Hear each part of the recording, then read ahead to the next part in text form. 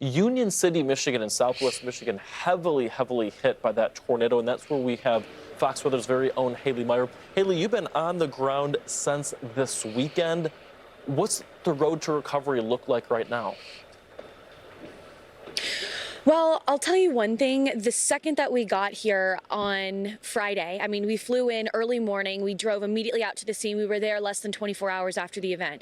There were crews that have driven over 100 miles, whether they be tow truck companies or tree clearing companies, roofing companies, donating their time, their energy, their resources, pulling in thousands of dollars worth of equipment to help the residents recover. I will say that it looks like in the areas that are not hardest hit, maybe a few trees that were down on some vehicles, that has seen some fairly substantial cleanup. But behind me, the hardest hit neighborhood, this is on Prairie Rose Lane.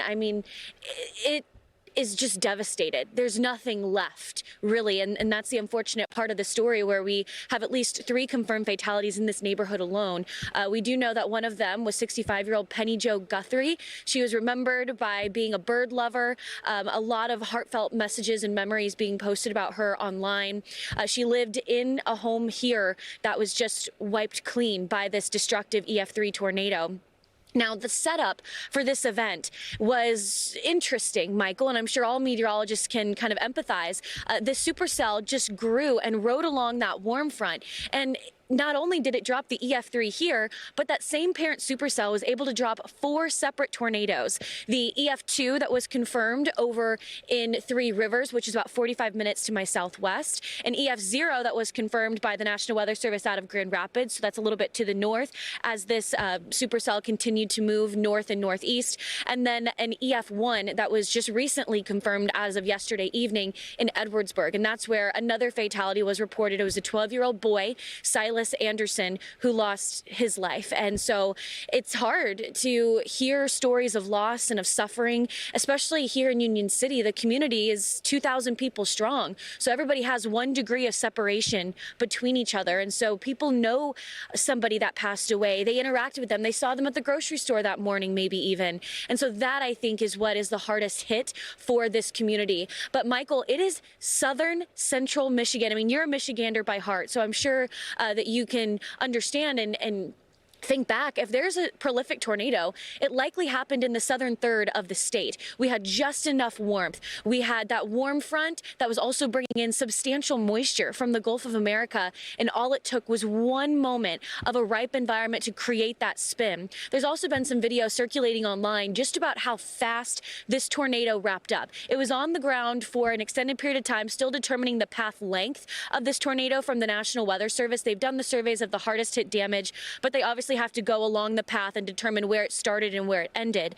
But right before it impacted this neighborhood here, it looked like a low-end tornado. And then all of a sudden it turned into this large stovepipe part wedge tornado, and then debris getting lofted into the air. It was a chaotic scene Friday afternoon.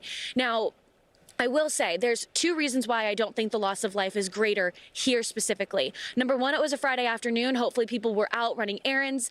They weren't at home. They were at work or potentially at school. And number 2, some of these homes behind me were vacation properties. They weren't their full-time residence, especially for this home behind me to my right-hand side. It was their family launching pad. They had 4th of July parties here every single year. They said maybe they'll turn this into a campsite for this upcoming next 4th of July. There were tears when they first saw this. They watched their grandbabies grow up here, but they seem hopeful in the efforts for recovery. But right now, the thing that matters most is finding those memories. I spoke with 2 women who co-own this property. Take a listen. Been here during tornado warnings before, and we always went right to that corner, but that corner is all filled in. So, right. But our washer is still sitting right down there. So if we were right next to the washer, we might have been fine. I don't know. And that's the scary part, Michael. If they were in their home at the time, they would have been in their basement. Now, granted, it's on a hill, so it was an underground basement, but they would have been in their basement, and that entire area is filled in with debris. You can see it off my right-hand shoulder where all those cinder blocks are. So they likely could have lost their lives in this event as well. But you notice that she mentioned if I was right next to my washer, maybe it would have been okay. And that, I think, goes back to the story about Frank that I told you last hour, who held on by his fireplace, and that was the only thing in his house that was left standing. I actually watched them reunite with Frank behind me. They hadn't heard from him. No cell service, no internet here, because they're working diligently to put back power. It's going to take some time, though. And so when they saw him, they said, he's alive, and there was a lot of excitement there. And so I think now it's a lot of rebuilding together and watching a community that's so tight-knit come back, because truly this is a gorgeous area and it's vibrant in the summer especially. So long road ahead of them, but spirits are as high as they possibly can be in such devastation like this, Michael. Yeah, it's going to be a long road to recovery, that's for sure. And, you know, to your point, Haley, there's more storms on the way in parts of southwest Michigan later on this week. So it is going to be a trying period for so many. That's Fox Weather's Haley Meier for us live in Union City, Michigan this morning. Haley, we'll check back in with you in just a bit.